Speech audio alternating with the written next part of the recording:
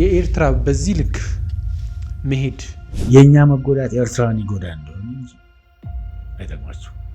የብቻ ኢትዮጵያን ጉዳይ የሚከታተላል። ባህር በር ለኢትዮጵያ ያለው ጠቀሜታ በጣም ጉልህ ነው። አባይ ውሃ ወይም ናይል የሚፈልቀው ከደቡብ ግብጽ ነው እስከ ማለት ድረስ ይደርሳል። ደማችን ውስጥ የሚሄደው ከአንዷ ስለምንጠጣ አንድ አይነት ደም ነው አልኩት። ለማቅረብ ነው የፈለኩት። ፕሮፌሰር ነው የሰውዬ አታምንም በፍጹም ማለት ነው። በኢትዮጵያ የባህር በር ጉዳይ ላይ የሶስቱ መንግስታት እንዴት ያዩታል? ኢትዮጵያ የባህር ኃይል ሁሉ መገንባት ጀምራ ነበር። እንግዲህ የባህር በር የምትገነባው ባህር ሲኖር ከዛ ጋር ግን ታሳቢ ተደርጎ የቀይ ባህርን ጉዳይ ወይ ደግሞ ወደ ባህር የመመለስን ጉዳይ መጀመሪያ ሳይሆን የሀገር ውስጥ ሰላም ይቀድማል የሚል ሀሳብ ይነሳል። ኢትዮጵያ ያላት እነዚህ ወደ በር ያላቸው ሀገሮች ያላቸው ነገሮች አሉ። እነዚህን ነገሮች ይካፈሉ፣ እኛም ደግሞ እነሱ ያላቸው እንካፈሉ። ምን ማለት ነው? ኤርትራ ጦርነት ከፍታለች ቢያስባል ይህን መገመት በጣም አስቸጋሪ ነው።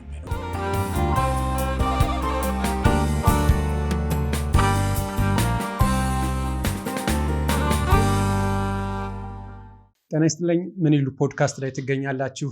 ዛሬ አዲስ እንግዳ ይዤ ቀርብ ያለው እንግዲህ ከ40 ዓመት በላይ በዲፕሎማሲ ጉዞቸው አንጋፋ የሚባሉ ናቸው። ከእሳቸው ጋር ቆይታ እናደርጋለን።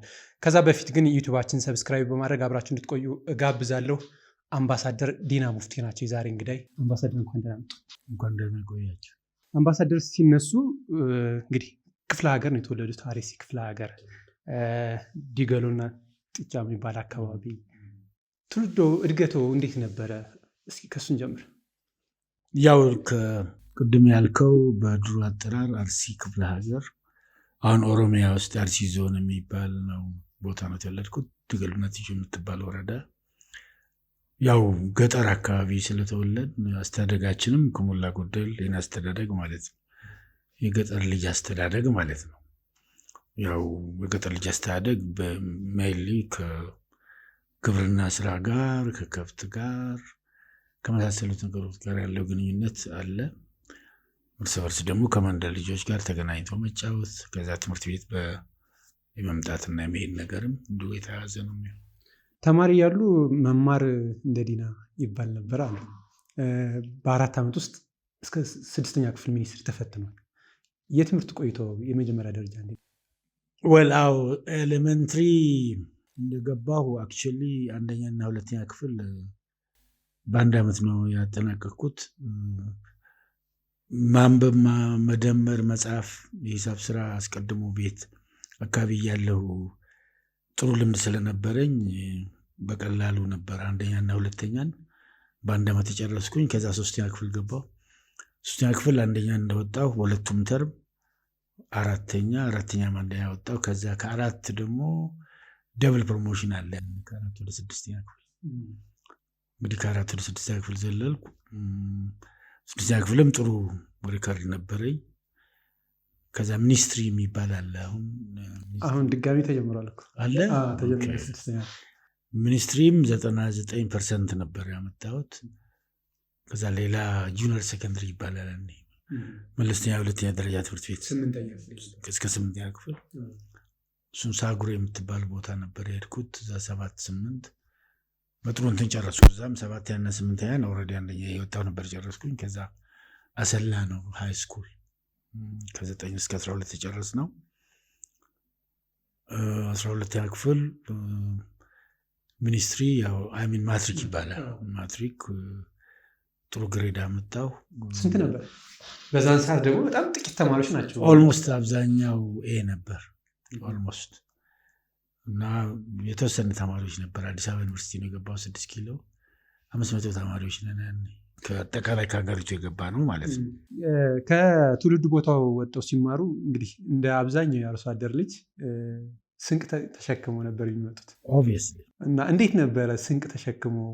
እኔም አብረውኝ የተማሩ ተማሪዎች እንደዛ ነበሩ። እንጀራ የሚጋግሩ ልጆች ማውቃለሁ። ከ1 እስከ 6 ያው ቤተሰብ ጋር ሆነን ነው። በግርብ ግን እንሄዳለን። ረዘም ያለ ቦታ 2፣ 3፣ 4 ወንዝ ተሻግረን ነው ትምህርት ቤት የምንሄደው። ቀኑ ሙሉ እዛ ውለን ማታ ነው ምንገባ ወደ ቤት እየተጫወት 7ና 8ን ሳጉሬ ሄደን 2 ሳምንት እንቆያለን። የተከራየ ቤት እንኖራለን። እዛ 4 ሆነን ነበር በግሩፕ የምንኖረው። ምግብ እየቀቀልን ነው ቂጣ እንጋግራለን፣ በሶ ይዘን እንመጣለን። ሻይም ምንም እዛው ነው ሁሉ ነገር እና ወጥም እዛው ነው የሚሰራው። ቤዚካሊ ራሳችንን ፊድ የምናደርገው አሰላም ኦልሞስት እንደዛ ነው። ቤዚካሊ እየተጫነ ከገጠር ይመጣል። አንዳንዴ በራሳችንም ተሸክመን የምንሄድበት አለ። ሩቅ ሲሆን አሰላ አካባቢ ለምሳሌ ስንት ሰዓት ይጓዙ? ወል ከጥዮ ወደ ሳጉሬ 2-3 ሰዓት ይኬዳል። በእግር ነው የሚኬደው። አንዳንዴም ትላልቅ መኪናዎች አሉ። እነዚህ ጭነት መኪናዎች ዝታሁ ነው የሚባሉት። ያኔ ያሁን ስማቸው ይሄ ሲኖ አይነቶች ናቸው። ሲኖ ትራክ አይደለም አሰች፣ ግን ትላልቅ መኪናዎች ናቸው። እነሱም ከላይ ጆኒያው ላይ ተንጠልጥለን ብዙም አይከፈልም በፈቃደኛ ኢኔትሪ የሚባል መኪና ኤግዛክትሊ ዝታሁም ይሉታል፣ ኢኔትሪም ይሉታል። በእነሱ አይነት መኪናዎች እንግዲህ ወደ ከተማ እንመጣለን። 2 ሳምንት ቆይተን እንደገና ሲንኩ ሲያልቅ ወደ ገጠር እንመለሳለን። በእርግጥ አሰላ 1 ወር 2 ወር እንደዚህ እንቆያለን። እንደዛ ነው ጨረስነው እስከ ዩኒቨርሲቲ ድረስ። እንግዲህ ዩኒቨርሲቲ ቦርዲንግ ስለሆነ ተቀላቢ ነው የምትሆነው። እስከዛ ግን ራሳችን እየቀለምን ነው። በጣም አስደሳች ነው፣ ግን ውጣ ውረድ አለ። ማጥናት አለ፣ መማር አለ፣ ሲንክ ማመላለስ አለ። ሕክምናም ብዙም ለነገሩ የልጅነት ኑሮም ዕድሜም ስለሆነ በሽታም ብዙ የለም። ግን አንዳንዴ አልፎ አልፎ በነፃ የሚሰጡ ሕክምናዎች ይኖራሉ። ለምሳሌ ክትባት በአመት በ2 ዓመት እንደዚህ መንግስት የሚሰጠው አለ። ይኸው ነው ነበር። ዩኒቨርሲቲ ከመግባቱ በፊት ሬዲዮ የሰሙትን መረጃ ወይም ዜና ለጓደኞቹ ለተማሪዎቹ ወይም እንደዛ አካባቢ ይናገሩ ነበር። ዩኒቨርሲቲ ከገቡ በኋላ ግን ጋዜጠኝነት አይደለም የተማሩት። ፖለቲካል ሳይንስ የመረጡት የመጀመሪያ፣ ሁለተኛ ደግሞ ህግ ነው። ሚዲያ መከታተል በጣም ደስ ይለኝ ነበር። ያን ሬዲዮ ነበር ሚዲያ፣ ቴሌቪዥን አሰች የለም። ካለም አንድ ጣቢያ የሶቪየት ሄደን የምናየው ቴሌቪዥን ነው ያለው። ብርቅ ሬዲዮ የምትባላለች ትናንሽ ሬዲዮኖች ነበሩ። አንቴና ያላቸው እነሱን መስማት፣ ዜና መከታተል። አንዳንዴ ትምህርት ቤትም ደግሞ ሚዲያ አለ። እንደ ጋዜጠኛ ደግሞ የማውራት ዛፍ ላይ ሄዶ ተንጠልጥሎ ዜና ማንበብ፣ ዘፈን መዝፈን፣ እንደዚህ አይነት ነገሮች አሉ። እንዳልከው ግን ዩኒቨርሲቲ እንደገባው ፍሬሽማን ጀነራል ኮርስ እንወስዳለን። ከዛ ምርጫ ይሰጠናል። ከተሰጠን ምርጫ እኔ የመጀመሪያ ምርጫ የነበረው ፖለቲካል ሳይንስና ዓለም አቀፍ ግንኙነት ነው። ዲፕሎማቲ መሆን፣ ስለ ዲፕሎማሲ በደንብ እንደ ዛሬ አውቀዋለሁ ማለት ሳይሆን ትራቭል ማድረግ፣ ሌላ ሀገር መሄድ የሚያስችለው እድል ምንድን ነው የሚል እንጠያየቅ ነበርና ዲፕሎማት መሆን ነው። ስለዚህ ዲፕሎማት ለመሆን ደግሞ ምን መማር ያስፈልጋል ሲባል ፖለቲካል ሳይንስና ዓለም አቀፍ ግንኙነት የሚባል መጀመሪያ የተማርኩት እሱን ነው። ኢንፋክት ምርጫዎች ይሰጣሉ በስፋት እስከ 10-20 ዲፓርትመንቶች አሉ። ሁለተኛ ህግ ነበር የመረጥኩት። ጥሩ ግሬድ ስለ ጂፒኤስ ስለነበረኝ ያው ፖለቲካል ሳይንስ ተሰጠኝ፣ እዛ ገባሁ። ፖለቲካል ሳይንስ እንግዲህ ዩኒቨርሲቲ ውስጥ ብዙ ጥሩ ውጤት የሚያመጡ ብዙም ራስዎን የሰሩበት እንደሆነ ይታወቃል። ግን ከተመረቁ በኋላ ዩኒቨርሲቲ ሌክቸር መሆን ይፈልጉ ነበረ። ግን ሌክቸር እንዳይሆኑ ብዙ ጉዳዮች ነበሩ። ከዛ ወደ ዲፕሎማት ነው የሄዱት። ምን ነበር የተፈጠረው? ምንድነው የሆነው? እንደ አጋጣሚ ስንመረቅ ከፍተኛ ጂፒኤ ነበረን። እኔና አንድ ጓደኛ እንደ አጋጣሚ ዶርሜቴ ነው፣ አሁንም አለ። ሚዲያ ላይ ይሰራል። ሲዳሞ ልጅ ነው፣ ዲያሞ ዳሌ ይባላል። አሁንም አለ። በዚያው አልፎ አልፎ የኢቢሲ ላይ ይቀርባል። አሁን ፒስ ባንክ የሚባል ድርጅት ውስጥ ይሰራል። ፒስ ባንክ ሐዋሳ፣ እዛ ውስጥ ይሰራል። ከእሱ ጋር እኔና እሱ ጥሩ ግሬድ ነበረን። እኛ ተመራቂ ከእኛ ዲፓርትመንት ማለት ነው። በደንቡ መሰረት ጥሩ ግሬድ ያላቸውን 2 ሰዎችን እንደ አሲስታንት ግራጁዌት እዛ ማስቀረት ይችላል ዲፓርትመንቱ። አስተማሪዎች ተሰበሰቡ። በግሬድ በክላስ ፓርቲሲፔሽን በመሳሰሉት ነገሮች እና ልጁን መረጡ ማለት ነው። ዲያሞ ይባላል። መርጠውን እነሱ አጽድቀው ፈርመውበት ሶሻል ሳይንስ አሳለፉ። እኛ ሰማን። በጣም ኤክሳይትድ ሆነን ነበር። ደስ ብሎ እዛ ሌክቸረር መሆን ፕሬስቲጂየስ ነው። የዩኒቨርሲቲ መምህር ማለት በጣም ትልቅ ነገር ነው። አሁንም ትልቅ ነገር ነው። በወቅቱ ደግሞ ለእኛ ስሜታችን በጣም ከፍተኛ ነበር እንደዛ ለመሆን። ወደ ሶሻል ሳይንስ ደረሰ። ሶሻል ሳይንስ ዲፓርትመንት አለ፣ የሁሉም ሶሻል ሳይንሶች ዲፓርትመንት። እሱ ማጸደቀ። ከዛ ዩኒቨርሲቲው ፕሬዚደንት ቢሮ ገባ። የዩኒቨርሲቲው ፕሬዚደንት ማጽደቅ ነበረባቸው። አሁን ዩኒቨርሲቲው ፕሬዚደንት ፈርመው ከማጽደቃቸው በፊት በወቅቱ አዮማ የሚባል አብዮታዊ ኢትዮጵያ ወጣቶች ማህበር የሚባል ዩኒቨርሲቲ ውስጥ የተደራጀ ተቋም ነበር። ሁሉም ዩኒቨርሲቲ ተማሪ አባል ነው። እንደ አጋጣሚ እኔም ልጁም አባል ነን። ትንሽ አዮማ ውስጥ ከነበሩት ኃላፊዎች ጋር አለመግባባት፣ ሁለተኛ ደግሞ እቺ ወር ክፍያ አለች፣ ስሙንም ነች ስሙን 50 ሳንቲም ማለት ነው። እሷንም ብዙ አልከፈልንም። ከባድ ነበር ያችን ብር ሳንቲም ማግኘት። የለም ዝም ብሎ ግዴለሽነት ነው። ሁለተኛ ይሄ ጓደኛ በተለይ አዮማ ምንድን ነው ጂፒኤ የሌላቸው ሰዎች ናቸው እንደው አዮማን ምናምን እያልን ይህም ፖለቲሳይዝ አደረጉብን። ፖለቲክስ አይደለም እኛ እውነቱ ጀንሊ። ከዛ ሄዱና ሁለቱ ልጆች እዚህ እንዳይቀሩ፣ ሁለቱ እዚህ ከቀሩ አዮማ ያፈርሳሉ ብለው ከሰሱን። ከዛ እንግዲህ በወቅቱ በነበረው እንትን መሰረት ሂዱና ዕጣ አውጡ ተባለ። ከዛ ሄደን ዕጣ ስናወጣ እኔ ውጭ ጉዳይ ደረሰኝ፣ የጓደኛ ትምህርት ሚኒስቴር ነው ደረሰው። ውጭ ጉዳይ ስንገባ ደግሞ ውጭ ጉዳይ መፈተን ነበረብን። ፈተና አለ፣ መግቢያ ፈተና። እሱን ተፈተንኩ፣ አለፍኩ። ከዛ ውጭ ጉዳይ ገባሁ ማለት ነው። በ1976 ነው የውጭ ጉዳይ የገቡት። 17 ጨረስ 76 ውጭ ጉዳይ ገባሁ። ውጭ ጉዳይ ከገቡ በኋላ ከሰሩ በኋላ የመጀመሪያው ጉዞ ኒውዮርክ ነበረ። አዎ፣ ከውጭ ጉዳይ እንዳጋጣሚ ሆኖ ውጭ ጉዳይ የሚቺ አዮማ ጋር በአዮማ ምክንያት ደርሳ የነበረችው አንድ ኢንሲደንት ነበረች። እድሜዋ አጭር ነበር።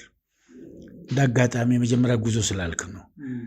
እንግዲህ ውጭ ጉዳይ ስትሰራ ወደ ውጭ መሄድ የስራው አካል ነው። በኋላ አረብ ሀገር ያኔ ድርቅ ነበርና አረብ ሀገር ሄደው አንድ ዴሌጌሽን ከአረብ ሀገሮች እርዳታ እንዲሰበስብ መንግስት ይሰይማል። የ77ቱ ድርቅ ጊዜ የ77ቱ ድርቅ ማለት ነው። አሁን እዛ እኔ ሚድል ኢስት እና አፍሪካ ዲፓርትመንት የሚባል ውስጥ ነበር የሚሰራው። ሚድል ኢስት እንግዲህ አረቦቹ ሀገር ያሉበት ነው። ስለዚህ ዴስክ ኦፊሰር ማለት ነበር። ዴስክ ኦፊሰር ነበርኩ። አንድ ዴስክ ኦፊሰር እንዲሄድ፣ አንድ ከውጭ ጉዳይ፣ ሌሎች ደግሞ ከሌላ ጋር የሚሄዱ እርዳታ ለማስተባበሪያ ኮሚሽን የሚባል ነበር። እንዳጋጣሚ የመጀመሪያ እንትን ነው ፓስፖርት አወጣሁ። የመጀመሪያ ዲፕሎማቲክ ፓስፖርት። ከዛ ቪዛ፣ መውጫ ቪዛ የሚባል ነበር እና መውጫ ቪዛ የሚሰጥበት ኢሚግሬሽን ቢሮ ያኔ እዚህ አሁን መስቀል አደባባይ ያኔ አብዮት አደባባይ ነው የሚባለው፣ እዛ አካባቢ ነው የነበረው። እዛ አሁን ደስ ብሎኝ ውሎ አበል አለው። ዶላር ለመጀመሪያ ጊዜ ልናይ ነው። አሁን ስንሄድ ገባው ጸሐፊዋ ጋር፣ ኃላፊው ጋር ሲገባ የዚህ ኢሚግሬሽን ኦፊሰር ሰውዬ አንተነህ ዲና ማለት ትንሽ ደንገጥ ብሏል። እናቱም ሰውነቴ እንዳሁኑ አይደለም። ከሳልኩ ልጅ ነው በጣም 40 ምናምን ኪሎ አካባቢ ነበርኩና በጣም ቀጭን ነበርኩ። አላስ ምንድን ነው የሆነው ብዬ እኛ ከበላይ በተሰጠው አመራር ሊወጡ አይችሉም አለኝ፣ ከለከሉኝ። እዛ ደነገጥኩኝ፣ በጣም አዘንኩ። ውሎ አበሉም መለስኩኝ፣ ፓስፖርቱንም መለስኩ። ምክንያቱም ዲፕሎማቲክ ፓስፖርት ትራቭል ስታደርግ ነው። ከዛ በኋላ አለቆችን ጠየቅኩ። ይህ ከመሆኑ በፊት ወዲያው ደብዳቤ ለውጭ ጉዳይ ጻፉ።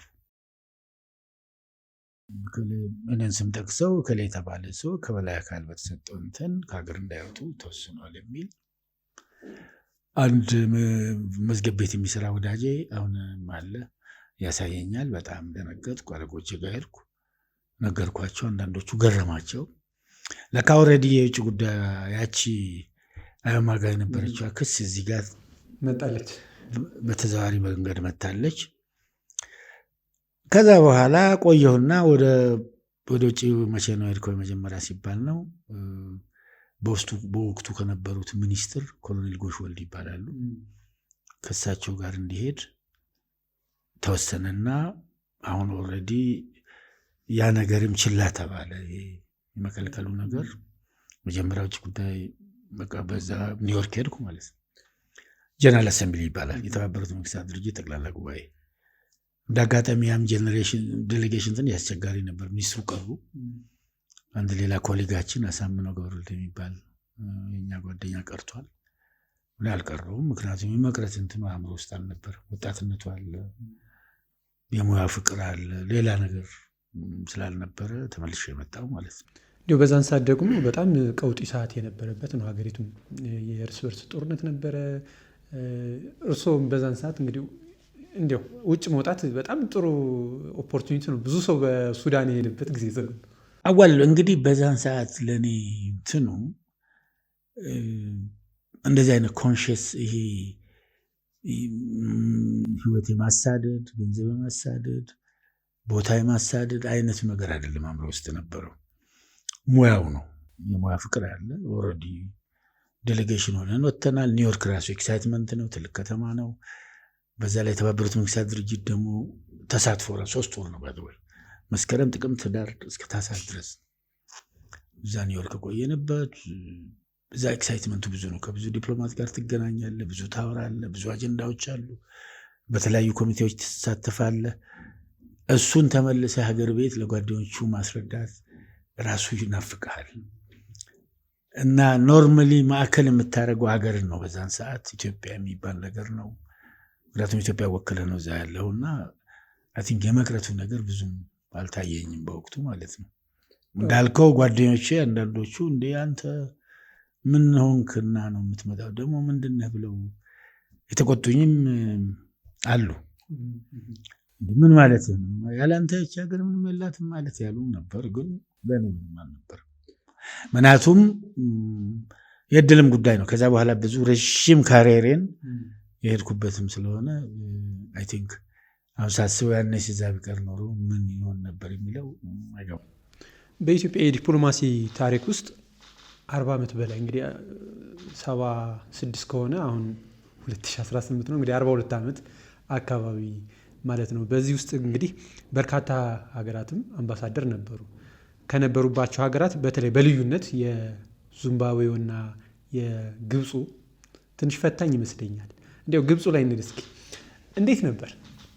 ወል እንዳልከው ብዙ ሀገር ነው የሰራሁት። የመጀመሪያ እንደ ዲፕሎማት ካናዳ ነበር። ወደ 6 ዓመት ነበር የቆየሁት።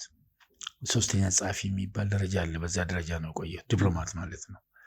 ያም ኤክሳይቲንግ ቦታ ነው። ሰሜን አሜሪካ ነው፣ ትልቅ ዓለም ነው። ስለ ኢትዮጵያ ያላቸው ግንዛቤም ደግሞ እንደዚሁ የተዛባ የነበረበት ነው። ምክንያቱም ድርቅ አለ፣ ጦርነት አለ፣ ምን አለ፣ የአይዲዮሎጂ ልዩነትም አለ ፎር ዛት ማተር እና ከዛ ዋሽንግተን ነው። ከዛ እንዳልከው ፈታኝ፣ ሁሉም የፖስቲንግ ፈታኝ ነው። የኢትዮጵያ ዲፕሎማት ሆነ ውጭ ስትሆን በተለይ በነበረው ሁኔታ ገጽታው ሰሜን አሜሪካ ስትሆን ኢትዮጵያ ያላት ገጽታ ረሃብ ገጽታ ነው፣ የጦርነት ገጽታ ነው። ሌላው ደግሞ በተለይ ሰሜን አሜሪካ ስትሄድ ፈረንጆቹ አፍሪካንም ብዙ ማያውቁም፣ ስለ ኢትዮጵያ የማያውቁ አሉ፣ የሚያውቁ በርግጥ አሉ። ኢትዮጵያን ታሪክ የሚያውቁ ቀደም ታሪኳን የሚያውቁ ነፃ ሀገር እንደነበረች ትልቅ ታሪክ እንዳላት የሚያውቁ ያሉትን ያህል በዛ ልክ ደግሞ ኢትዮጵያ ሲባል ዝም ብሎ ከረሃብ ጋር የሚያያይዙ አሉ። አንዳንዶቹም ደግሞ ጥሩ ገጽታዋን ለምሳሌ እና አበበ ቢቂላን ማራቶን እንትን እነ ማሞ ወልዴን ይሄን ሁሉ የሚያውቁ አሉ።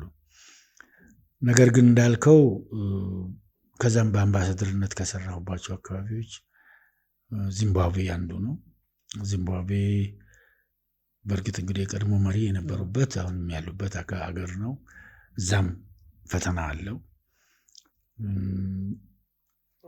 በእርግጥ ደቡብ አፍሪካ ሀገር እንደመሆኑ መጠን ዚምባብዌ ስትሆን የደቡብ አፍሪካ ሀገር ዚምባብዌ ስለነበር የዚምባብዌ ደግሞ ከኢትዮጵያ ጋር የነበራት ቁርኝት በጣም ጠንካራ ነበር። በነፃነቱ ትግል ሁለቱም የዚምባብዌ የነፃነት ታጋዮች ግንባሮች እዚህ ነበር የሰለጠኑት። ስለዚህ ኢትዮጵያ ዲፕሎማት ስትሆን አክብሮት አለ። መሪውም በወቅቱ የነበሩት ፕሬዚዳንት ሙጋቤ ስለ ኢትዮጵያ በደንብ ስለሚያውቁ ያከብሩሃል። የውጭ ጉዳይ ሚኒስትር አካባቢም ትከበራለህ።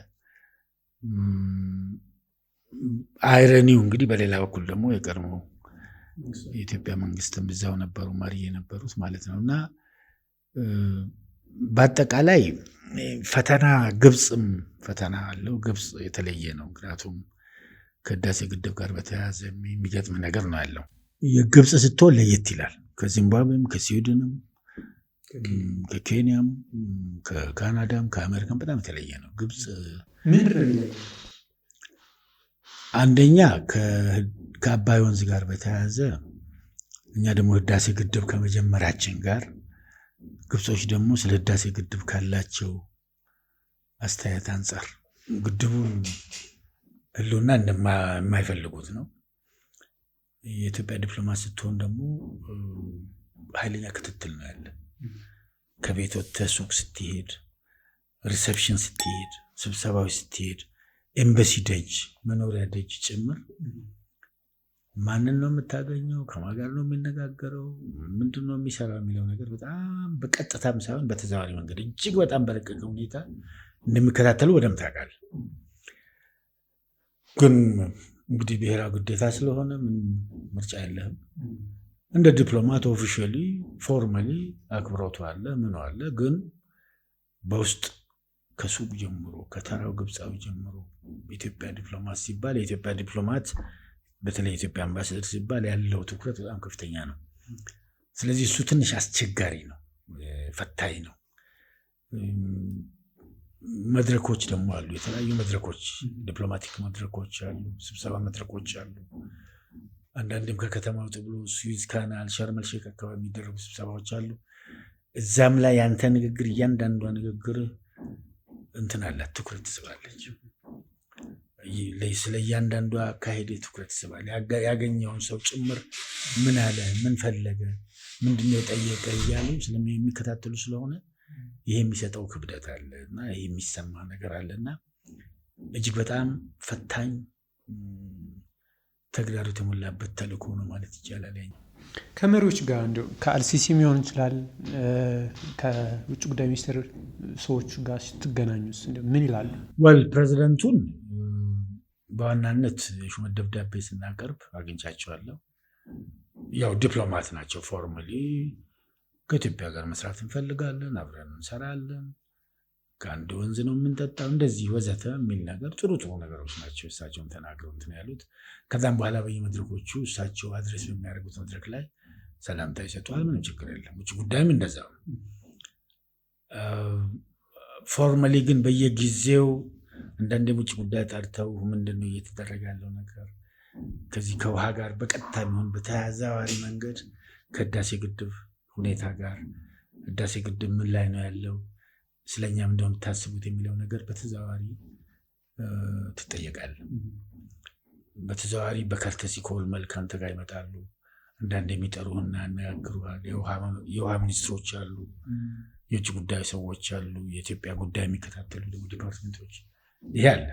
ይህ ብቻ የኢትዮጵያን ጉዳይ የሚከታተላለ? ኦፍኮርስ ዴፊኒትሊ። ምክንያቱም የአባይ ወንዝ ዲፓርትመንት የኢትዮጵያ ዲፓርትመንት ለብቻ ነው፣ ጠንካራ ዲፓርትመንት፣ በኢንቴሊጀንስ ጭምር የተደገፈ ነው።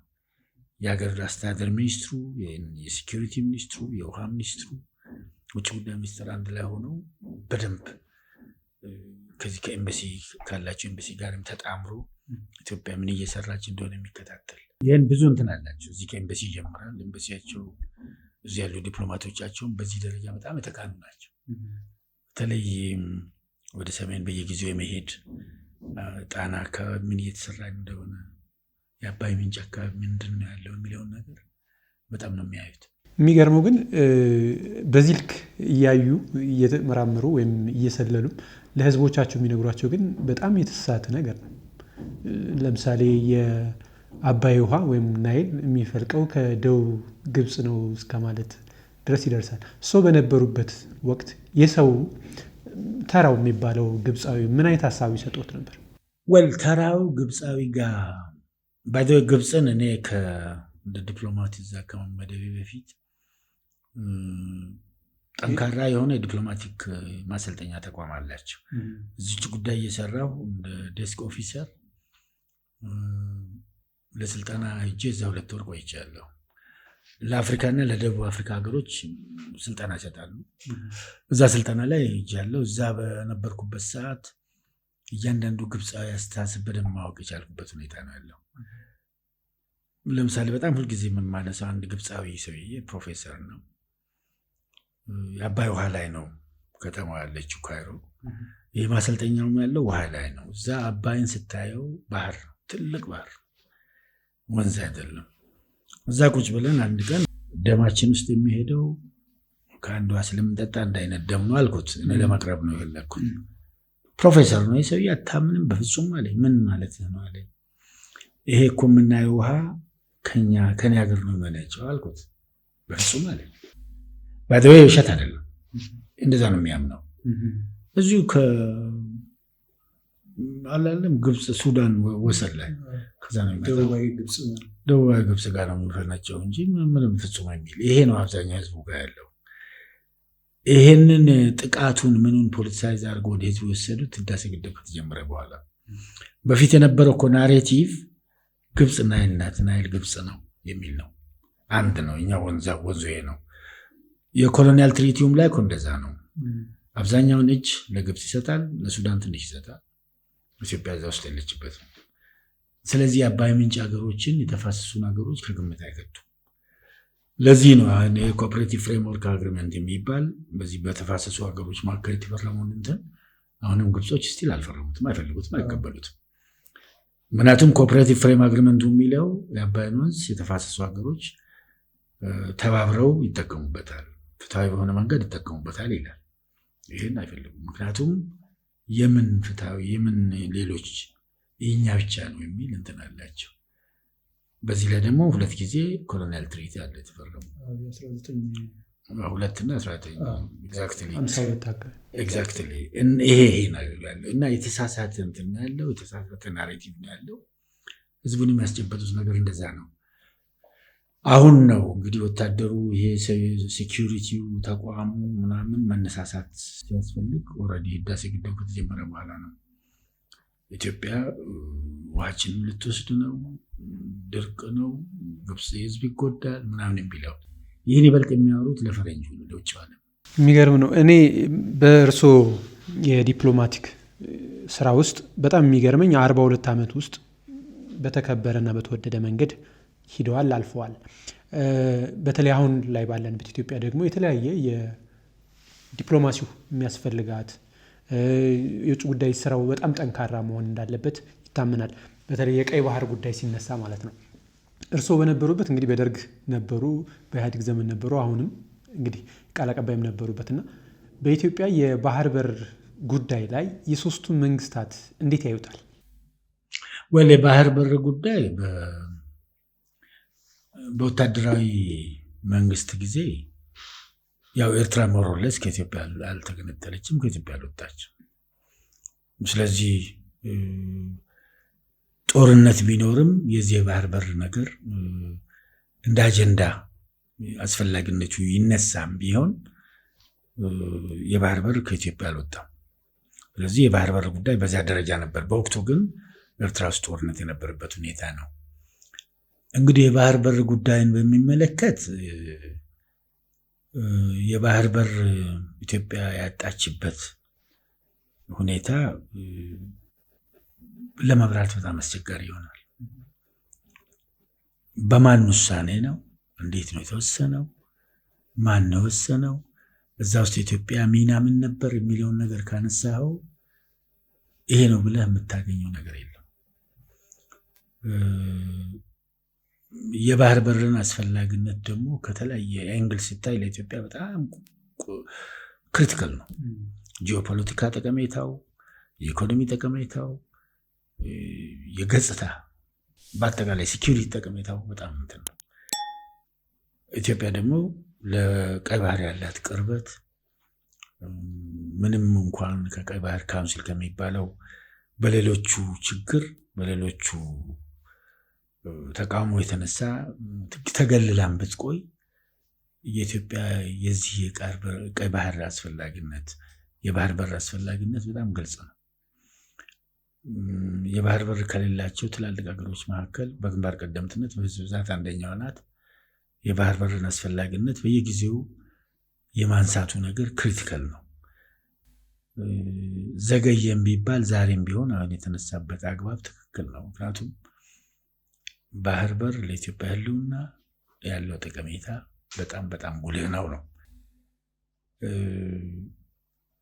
ስለዚህ በኢህአዴግ ጊዜ ኦልሬዲ የባህር በር ያጣንበት አንድ ታሪክ አጋጣሚ ነው የነበረው።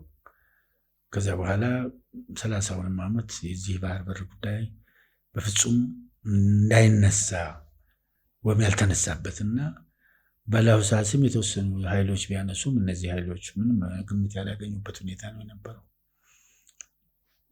ባህር በርን የመናቅ የማሳነስ በፍጹም አስፈላጊነቱን ያለማንሳት ነገር ነው ያለው። እንደ ታቡም ነው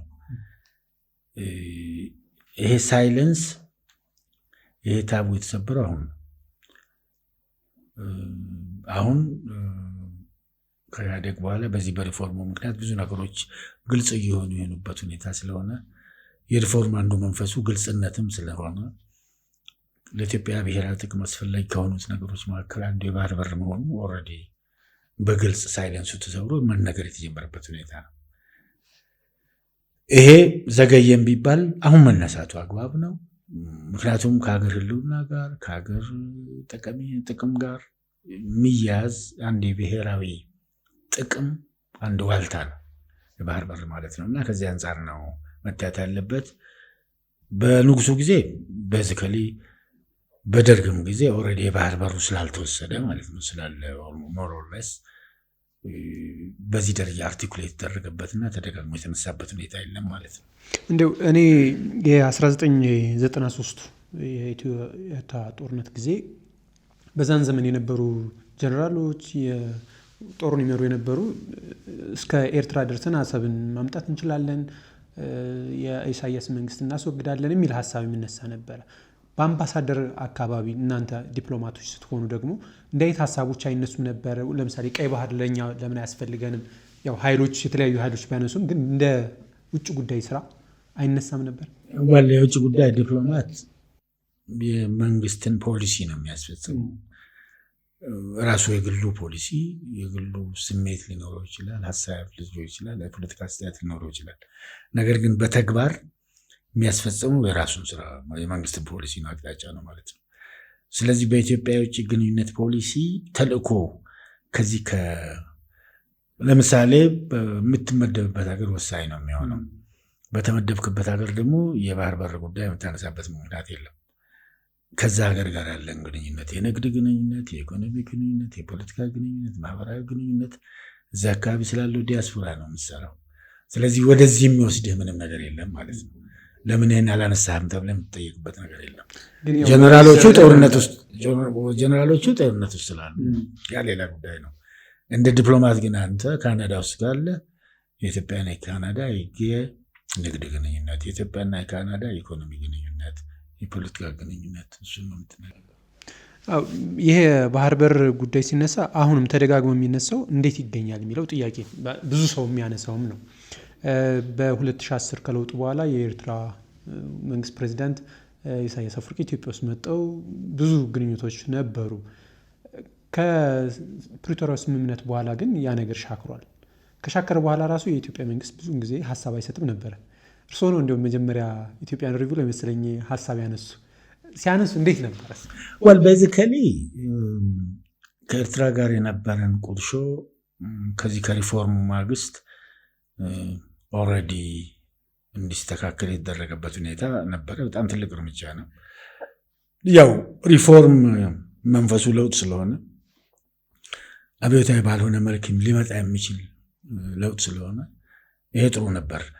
በዛ ወቅት ቅድም አንተ እንዳነሳው ከኤርትራ ጋር ያለውን ግንኙነት በሁለመናው የማስተካከል ስራ ነበር አንዱ። ቦርደር ተከፈተ ኤርትራ ጋር ያለው ግንኙነት።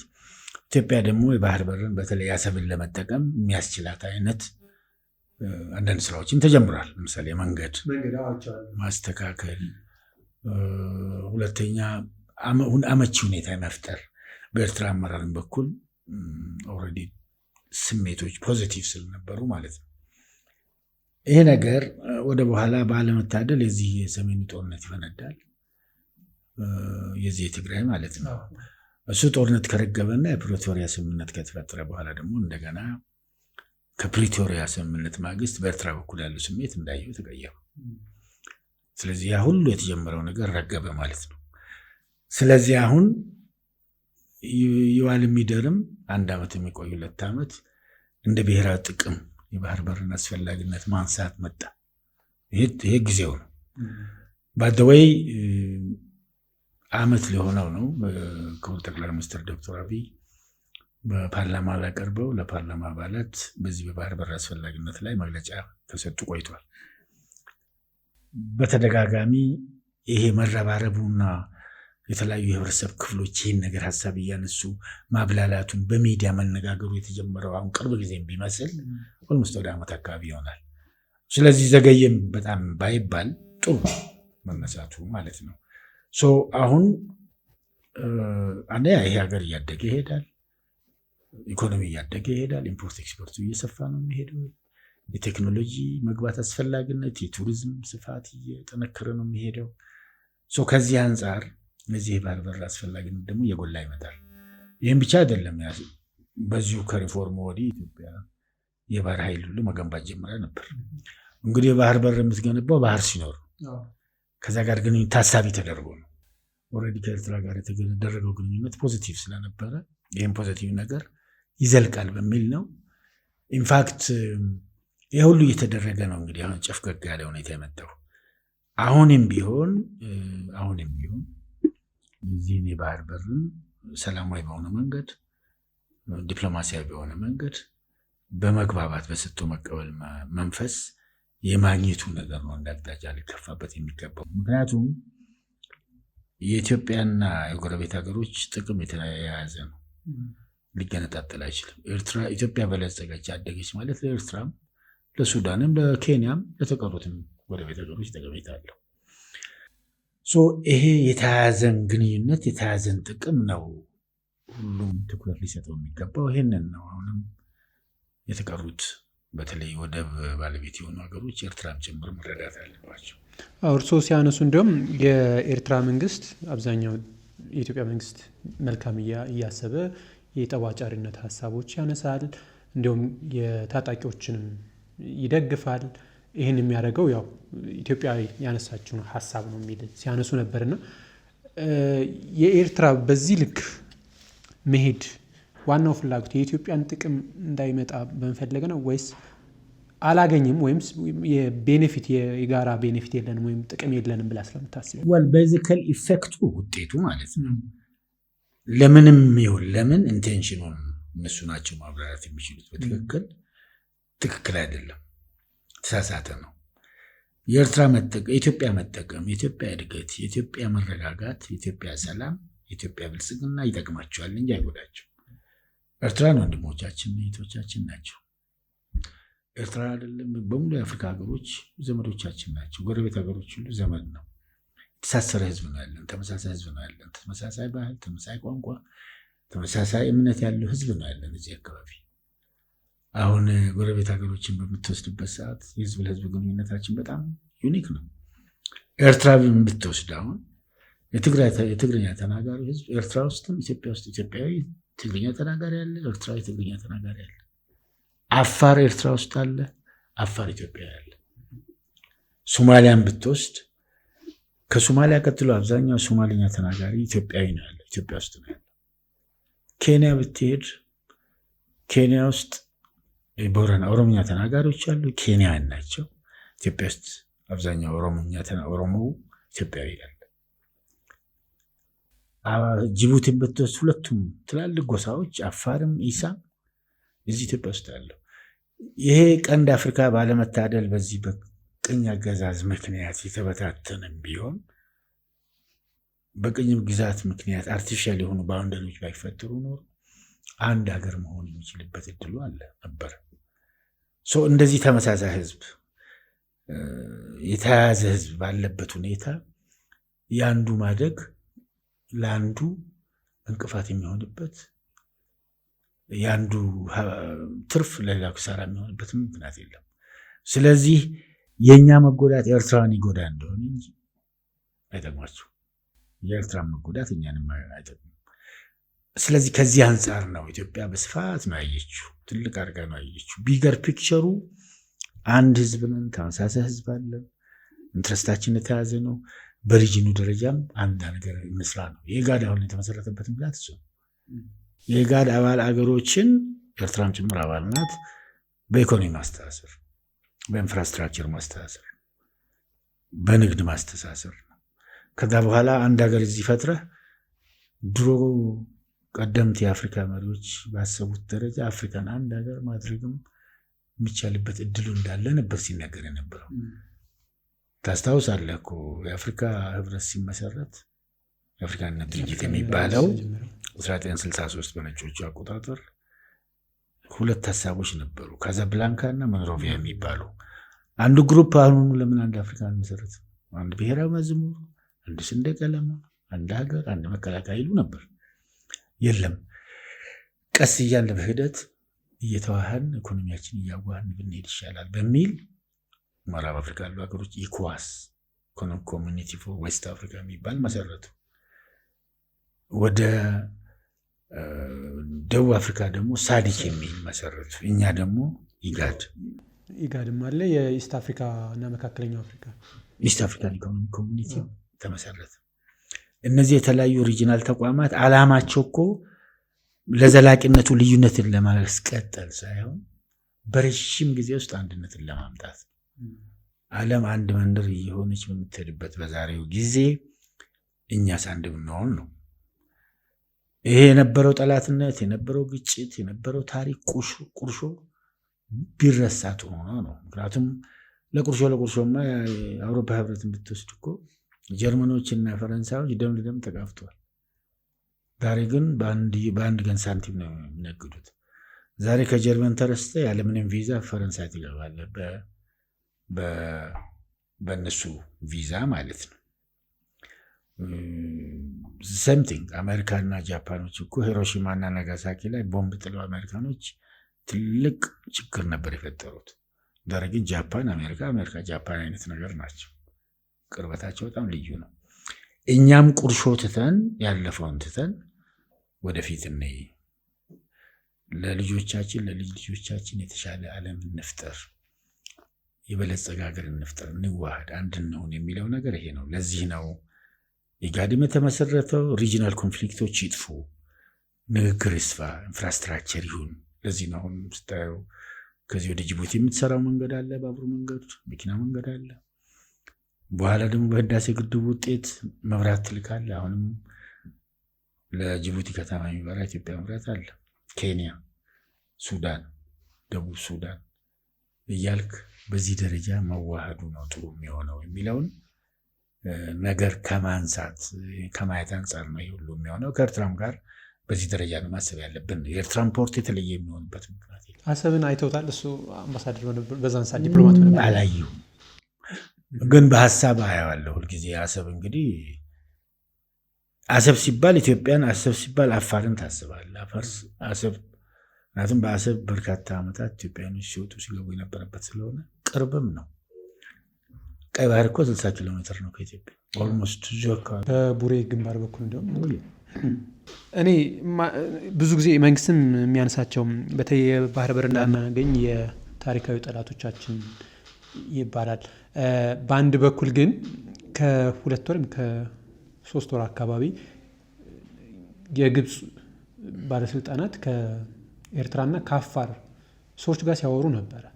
ከዚህም በተጨማሪ ወደ ቀይ ባህር ወሰን የሚመጣ ድንበርተኛ ያልሆነ ሀገር መምጣት የለበት የሚል መግለጫም ሲያመጡ ነበር። የካይሮ እዚህ ውስጥ መግባት ምን እንድምታ አለው? ይሄ ነው አየህ፣ ሬድ ሲ ካውንስል ቅድም አንስተነዋል። ሬድ ሲ ካውንስል የሚባሉት የቀይ ባህር አካባቢ ሀገሮች ማህበር አለ፣ ሊግ አለ፣ ዩኒየን አለ፣ ካውንስል አለ። እዛ ውስጥ ኢትዮጵያ መግባት አለባት፣ መብት አላት። ምክንያቱም ከሬድ ሲ ቅድም እንዳልነው እዛ አፋፍ ላይ ያለች ሀገር ናት። ቀይ ባህር አካባቢ የሚደረገው እንቅስቃሴ ኢትዮጵያን ይመለከታል። በኢትዮጵያ ውስጥ የሚደረገው እንቅስቃሴ ከቀይ ባህር ጋር የተዛመደ ነው በሚል ብዙ ጊዜ የዲፕሎማሲ ጥረት የሚደረግም ኦልሬዲ አሁን ቅድም ያልከው ሀገር እንቅፋት ሆኖ ቆይተዋል። ይሄ ቅድም ያልከው ሀገር ግልጽ ነው ዓላማው። ኦብቪየስሊ ወደዚህ የሚመጣው አሁን ሶማሊያም ሰላም ጥበቃ ላድርግ፣ ቀይ ባህር አካባቢ እንዲላርግ፣ ኤርትራ የሚመላለሰው እዚህ ጎረቤት ሀገሮች አካባቢ ተፋሰሱ ሀገሮች ጋር የሚመላለሰው በእውነት ለኢትዮጵያ ጥቅም ብሎ አይደለም፣ ለራሱ ጥቅም ነው። የራሱ ጥቅም ደግሞ ከኢትዮጵያ ጋር የተጻረሩ የቆሙበት ሁኔታ ነው ያለው። ቤዚካሊ ይሄ ሀገር ደግሞ በታሪክ ከኢትዮጵያ ጋር እንደው አሁን ቁርሾ ይዘን በዚህ ቁርሾ ምክንያት ችግር ውስጥ እንግባ ሳይሆን አሁንም ሰላም እንፍጠር ነው ኢትዮጵያ ፍላጎት። ቀይ ባህር አካባቢ ያለን ሀገሮችም በተለይ ናይል ተፋሰስ የሆኑ ሀገሮች ግብፅም ሱዳንም አንድ ነው፣ አንድ ላይ እንስራ፣ አንድ ላይ እንንቀሳቀስ የሚል አቋም ነው ኢትዮጵያ ያላት። በተለይ ታችኞቹ ተፋሰሱ ሀገሮችን በተመለከተ ሱዳን ለምሳሌ አሁን በጎርፍ በጣም ይጠቃል። እዚህ ውሃ ስንይዝ ይሄ ውሃ ሬጉሌት ስለሚደረግ ጎርፍ በሚበዛበት ሰዓት ውሃን መቀነስ ስለሚቻል ሱዳንን ከጎርፍ የማዳን ሚና መጫወት ይችላል የዚህ የህዳሴ ግድብ። ይህን አቋም ከጅምሩ ጀምሮ ስናስረዳቸው ቆይተናል። ይህ ብቻም አይደለም፣ ግብጾችም ከዚህ ከኢትዮጵያ ህዳሴ ግድብ መጠቀም ይችላሉ። ምክንያቱም ከህዳሴ ግድብ የሚገኘው መብራት ጤናማ ነው፣ የሃይድሮ መብራት ነው። ሌላው ከነዳጅ ከምታገኘው መብራት በተሻለ ሁኔታ ተመራጭ ነው። ይህን ምክንያታዊ በሆነ ዋጋ ፌር በሆነ ፕራይስ ግብጾች ማግኘት ይችላሉ እንደ ማንኛውም ሌላ ሀገር እና አብራችሁ ትጠቀሙ እንጠቀማለን የሚለውን ነገር ነበር ኢትዮጵያ ስታስረዳ የነበረው። ገና ህዳሴ ግድቡ ሲጀምር አልገባቸውም እንጂ ይህን ነገር ግን በደንብ በዛ ደረጃ አልተረዱም። እነሱ ዘ ኦፖዚት ነው። ሁልጊዜም የኢትዮጵያን ጥቅም እንደሚጎዳቸው አድርገው ነው የሚያቀርቡት። ሁልጊዜ ኢትዮጵያ በእነሱ ላይ ተጽዕኖ ማሳረፍ እንደምትፈልግ አድርገው ነው እንትን የሚሉት። አውሮፓ ሀገሮች ጋር ሄደው እኛ ያለን ህዝብ ብዛት ከ100 ሚሊዮን በላይ ነው፣ ህዝባችን ከተጠማ ከተራበ በህዳሴ ግድቡ ምክንያት የአውሮፓን ከተማ ኢንቬድ ያደርጋል፣ ወደዛ ይሰደዳል፣ ችግር ይፈጥርባቸዋል እያሉ ነው ምዕራብ አውሮፓ ሀገሮችን የሚሰብኳቸው። እስኪ እዛ ሳለው የተረዳሁት ነገርና ይሄ እንዳልሆነ ነው። ነገር ግን እነሱ ሁልጊዜም ኢትዮጵያን ተጻሮ መቆም፣ ይሄን ደግሞ በቀጥታ ከኢትዮጵያ ጋር በጦርነት በመግጠም ሳይሆን በውስጥ አንዳንድ ኃይሎችን በማንቀሳቀስ ኢትዮጵያ እንድትዳከም ማድረግ፣ የውስጥ ልዩነትን ማስፋት ነው። የጀብሃን ታሪክ ማስታወስ ይቻላል። ሻዕቢያን ታሪክ ማስታወስ ይቻላል። የተቀሩትንም አንዳንድ ኢትዮጵያ ውስጥ ይንቀሳቀሱ የነበሩ የፖለቲካ ተቋማትን በምን ያህል ደረጃ ያሰረዱ እንደነበሩ ይታወቃል። አሁንም እንደዛ ናቸው። አሁንም አረብ ሊግን የሚያስተባብሩት የተባበሩት መንግስታት የጸጥታ ጥበቃ ምክር ቤት ጋር የሚሄዱት ህዳሴ እዚህ ተፋሰሱ አካባቢ ሀገሮች ጋር የሚሄዱት ወዳጆቻችንም ጋር ሄደው የሚሉት ነገር ይሄ ነው። በቀደም የኢትዮጵያ ህዳሴ ግድብ ሲመረቅ እነሱ በጎን የአረብ ሊግን ሰብስበው ሲያስወግዙ ነበር። ያው እንዲሁም የኔቶን የሚመስል ወታደር መንገንባ ኤግዛክትሊ። አሁን ደግሞ በቀደም አውሮፓ ህብረትም ላይ ሄደው አውሮፓ ህብረትን በተሳሳተ ቶን ነበር መግለጫ እንዲሰጥ ያደረጉት። መግለጫ ወጥቷል እዚህ በውጭ ጉዳይ በኩል። ይህን ስታይ በዚህ ከላይ ኢትዮጵያን እየተከታተሉ ኢትዮጵያን መቃወም፣ ኢትዮጵያን ማንቋሸሽ፣ ኢትዮጵያን መሳደብ፣ ኢትዮጵያ ላይ የማይሆን ቅስቀሳ የማድረግ ስራ ነው የተያዙት ለማለት ነው ግብጾቹ። በዚህ ጎን ለጎን የሚነሳው ግን ለምሳሌ የውስጥ ተጋላጭነታችን ሰፊ ነው። ግጭቶች አሉብን፣ አለመግባባቶች አሁንም በዛው ልክ ያሉ ናቸው። ይሄ ባለበት ሰላም ካልተፈጠረ የውጭውን ዲፕሎማሲ ማሸነፍ አይቻልም። ስለዚህ የቀይ ባህርን ጉዳይ ወይ ደግሞ ወደ ባህር የመመለስን ጉዳይ መጀመሪያ ሳይሆን የሀገር ውስጥ ሰላም ይቀድማል የሚል ሀሳብ ይነሳል። የእርስዎ ሀሳብ እንደ ዲፕሎማት? አዎ እንግዲህ ምንድን ነው ይሄንን አንድ ላይ ማስኬድ ሆኖ ጥሩ የሚሆነው የውስጥ ተጋላጭነትን መዝጋት፣ መቀነስ። ይህም በምን መልክ? በውስጥ ጉዳይ ላይ በመነጋገር። ለዚህ ደግሞ ስልቶቹ ነፃ ውይይት ማካሄድ ነው። ልዩነቶችን ሰላማዊ በሆነ መንገድ በጠረጴዛ ላይ መፍታት። አሁን እንግዲህ በዚህ በሪፎርሙ መንፈስ በኢትዮጵያ ውስጥ ሁሉም ወገኖች ጉዳይ ያላቸው ወገኖች ጉዳያቸውን አምጥተው ጠረጴዛ ላይ አስቀምጠው ልዩነታቸውን ሰላማዊ በሆነ መንገድ የሚፈቱበት ስልት ነው አዋጭ የሚሆነው። አሁን ግን አሁን የሚታዩት በአማራ ክልል ያለውን ግጭት ማንሳት እንችላለን። ኦሮሚያ ክልል አንዳንድ አካባቢዎች፣ ስቲል ትግራይ ክልል አሁን ያለው ህወሓት ከኤርትራ ጋር እየሰራ ነው። በዚህ ውስጥ የቀይ ባህርን ጉዳይ ወደ ባህር በር ማግኘትን ጉዳይ እንዴት ማሳካት ይቻላል? አዎ ይሄ እንግዲህ በርደን ነው የሚሆነው። አንዱ እንግዲህ መወጣት ያለብን አቀበት ነው። አንዱ አቀበት አሁን ያነሳው ነገር ነው። የውስጥ ተጋላጭነት አቀበት ነው የሚሆነው፣ ቻሌንጅ ነው ይሄ። ቅድም ለራሳቸው ጥቅም ከውጭ የሚሟገቱህን የሚጭኑብህን ሰዎች ወገኖች በአንተ ላይ በላይነት እንዲፈጥሩ ያደርጋል። ያን እንዳይሆን ያንን ለማቃለል እንዲቻል በተቻለ መጠን የውስጥ ልዩነትን የውስጥ ተጋላጭነትን መቀነስ አስፈላጊ ነው የሚሆነው። ምንም ምርጫ የለንም። ይሄ ትልቅ ትኩረት ሊሰጠው ይገባል። ይህም ፓራላል ማድረግ ትችላለህ። ትላልቅ ብሔራዊ አጀንዳዎችን ስታራምድ በጥበብ ነው መሆን ያለበት። አሁን ለምሳሌ ህዳሴ ግድቡን በሂደት ጨርሰዋል። ትልቅ አቀበት ነው የወጣው። ይህን አቀበት ለመውጣት ብዙ ቻሌንጆች ነበሩ። ፖለቲካዊ፣ ኢኮኖሚያዊ፣ ማህበራዊ፣ ዲፕሎማሲያዊ፣ የጸጥታ ቻሌንጆች ነበሩ። እነሱን ሁሉ ተቋቁሞ ነው የወጣው። አሁንም ሌላ ብሔራዊ አጀንዳ እዚህ ባህር በሩ እንደ ብሔራዊ አጀንዳ ይታያል። ይህን ብሔራዊ አጀንዳ ደግሞ ለማሳካት በዛው ልክ በስልት ነው መሄድ ያለብን። የውስጥ ኃይልን ምክንያቱም የህዳሴ ግድቡን ለመጨረስ በዚህ ደረጃ ለማሳካት የውስጥ ጉልበት፣ የውስጥ አንድነት፣ የውስጥ ትብብር እንዳስፈለገ ሁሉ አሁንም የዚህ ባህር በሩንም ለማሳካት ሌሎች ደግሞ በውስጥ ያሉትን ብሔራዊ ፕሮጀክቶች ለምሳሌ ትላልቅ ፕሮጀክቶች አሉ። አሁን ኦልሬዲ ታቅደው ያሉት በሚቀጥሉት ዓመታት ተብለው እነሱን ሁሉ ለመፈጸም የውስጥ ጉልበት፣ የውስጥ አቅም፣ የውስጥ ፍላጎት በጣም አስፈላጊ ነው የሚሆነው። የውስጥ ዳራዎች ቻሌንጆችንም ደግሞ ትኩረት ሰጥተህ በደንብ መፍትሄ መስጠት ያስፈልጋል ማለት ነው። ችላ የምትለው አይደለም። ምንም የለም ብለህ የምትሄደው አይደለም። ትኩረት ሰጥተህ አስፈላጊውን ስልት ተጠቅመህ መነጋገር፣ ልዩነቶችን በግልጽ ጠረጴዛ ላይ አስቀምጠህ በግልጽ አውጥተህ መነጋገር እና ሰላማዊ በሆነ መንገድ ማስወገድ ነው።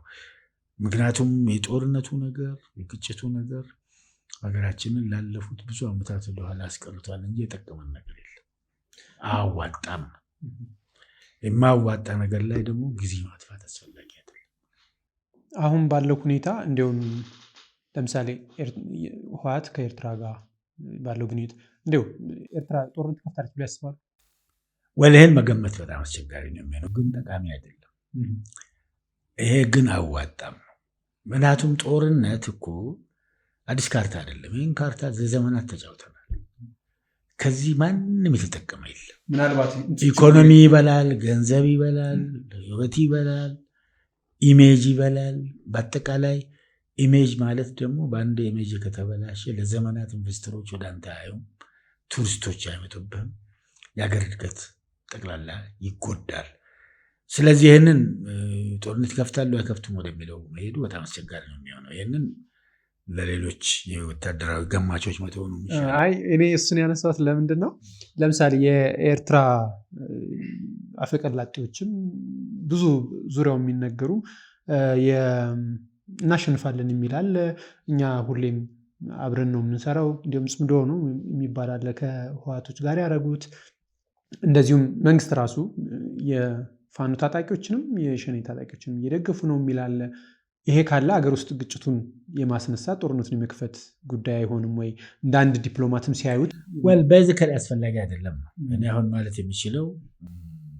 የሚያስፈልገኝም ከዛ በላይ መሄድ አያስፈልግም። ጦርነት ይሄ ለምትለው ወገን የሚያዋጣ አይሆንም። ሞክሮታል፣ ክሳራ ነው እንጂ ምንም ነገር ዋጋ የለውም። እና አዋጣም የሚለው ነው ምላሽ የሚሆነው። ይሄ ስፔኩሌት አድርገው ጦርነት ሊጀምሩ ይችላሉ፣ ይሸንፋሉ፣ ጦርነት ሊጀምሩ ይችላሉ፣ ያሸንፋሉ ወደሚለው መሄድ አልፈለግኩም። የምስራቅ አፍሪካ ጉዳይ ቅድም አንስተውልኛል።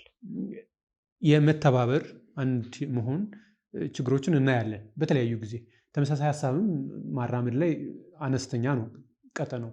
በዛው ልክ ደግሞ ቀጠናው ዙሪያውን የምዕራቡ ዓለምም ሌሎች ሀገራትም የሚሊተሪ መቀመጫ የመርከቦች የራሳቸውን ባህር ኃይል የገነቡበት ነው። በዚህ ሂደት ውስጥ የኢትዮጵያ ተስፋ የነዛንም ማሳመን አይሄድም? አው ይሄ እንግዲህ አንዱም ያለህበት ጂኦፖለቲክስ ፖለቲካል እንትኑ ፈታኝ ነው። እንዳነሳው ቀንድ አፍሪካ ሆርኒ ነው የሚሉት ሆርኒ ቀንዳም ነው የሚሉት፣ ሁልጊዜም ተዋጊ ነው።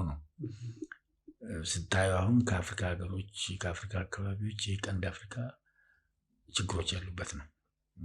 አልሸባብ የሚባል አክራሪ ኃይል የሚንቀሳቀስበት፣ ረዣዥም እጆች ደግሞ እዚህ አካባቢ የሚታዩበት፣ ረዝሞ ብቻም ሳይሆን በተግባርም ነው። ለምሳሌ እዚሁ ጎረቤት ትንሹ ሀገር ጅቡቲ ውስጥ በርካታ ወታደራዊ ስፍራ ማዕከላት፣ ቤዞች፣ ወታደራዊ ቤዞች ያሉበት አካባቢ ነው። ይህን ደግሞ በአጠቃላይ ሲታየው የአፍሪካ ታሪክ ቀደም ሲል የቅኝ ተገዥነት ታሪክ ነው። አሁን ፖለቲካል ኢንዲፐንደንስ ፎርማል የሆነ ፖለቲካል ነፃነትን ቢገኝ የኢኮኖሚ ነፃነቱ ተሟላ አይደለም። ይሄ ደግሞ በስውር አፍሪካ ላይ ተጽዕኖ የመፍጠር አመቺ ሁኔታ ፈጥሯል። አፍሪካ ውስጥ በስውር እጅ የሚጠቀሙ ኃይሎች እንዳሉ ይታወቃል። ለምሳሌ በምዕራቡ ዓለም አንዳንድ በበለጸጉ በተባሉት አካባቢዎች ምስራቁም ሊሆን ይችላል፣ ምዕራብ ምስራቅ ላይ ይባል ይችላል፣ ትላልቅ የጦር መሳሪያ ፋብሪካዎች፣ ኢንዱስትሪዎች አሉ። ባዙቃ፣ ጥይት፣ ታንክ ያመርታሉ። ይሄንን እነሱ ያዋጉበት፣ እነሱ ጦርነቱን ሁለተኛ ዓለም ጦርነት ላይ ነው አብዛኞቹ የተወጡት። ይሄ መሳሪያ ይሄ ባዙቃ የሚላከው በሚዋጉት እንደኛ አካባቢ ባሉት የአፍሪካ የኤዥያ እና የላቲን አሜሪካ አካባቢዎች አረብ ሀገር ነው። ከዚህ የሚጠቀሙ ኃይሎች አሉ። ከዚህ ከእርስ በርስ ግጭት ከዚህ ጦርነት ማለት ነው ጥገኛ ያደርጉታል ይህን አካባቢ። ከዛም በኋላ በኤንጂኦ ስም በእርዳታ ስም በማቋቋም ስም ይመጣል። አንዳንድ ደግሞ የሪሶርስ ሀብታም የሆነባቸው አካባቢዎች ሚነራል ይለቀማል። ርካሽ ጉልበት ይወሰዳል። ርካሽ ደግሞ ሸቀጥ ዳምፕ ይደረግበታል። እነዚህ ጥቅሞችም አሉ። ከዚህ አንጻር ይህ ሁሉ ውጫዊ ነው መነሻው ማለት አይደለም። የውስጥ ድክመትም አለ።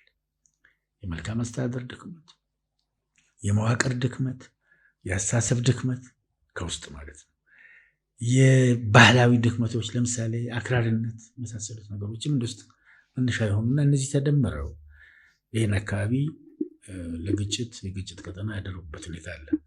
ይሄ ቻሌንጅ ነው፣ ግን የትም የምትሸሸው ነገር አይደለም። ስኩዌርሊ ፌስ ማድረግ አለብህ። ይህን ዲፕሎማሲያዊ በሆነ መንገድ መቋቋም መቻል አለብህ። በኢኮኖሚ እድገት መቋቋም አለብህ። ጠንከር ባለ እንቅስቃሴ ነው መቋቋም ያለብህ። የሚተባበሩህን አስተባብረህ ችግሮችን ሰላም በሆነ መንገድ እየፈታ ነው መሄድ ያለብህ እና እኛም ይህንን ጂኦፖለቲካል ቻሌንጅን ከግምት አስገብተን ያለንበት አካባቢ እንደው የሚመች እንደው ዝም ብለህ ፍሪ ወክ ያለበት አካባቢ አይደለም። ቅድም ያላቸው በርካታ ችግሮች አሉ። ስደት ያለበት አካባቢ ነው። የህገወጥ የሰዎች የመሳሪያ ዝውውር ያለበት አካባቢ ነው። የአየር ንብረቱ ራሱ አንድ ትልቅ እንትን ነው፣ ተግዳሮት ነው። ነው ጎርፍ የሚጠቃ አካባቢ ነው። መሬት መንቀጥቀጥ የሚጠቃ አካባቢ ነው። ክላይሜት ለውጥ አለ፣ ዲግሬዴሽን አለ። እነዚህ በሙሉ አንድ ላይ ተደማምሮ የሚፈጥሩት ነገር አለ።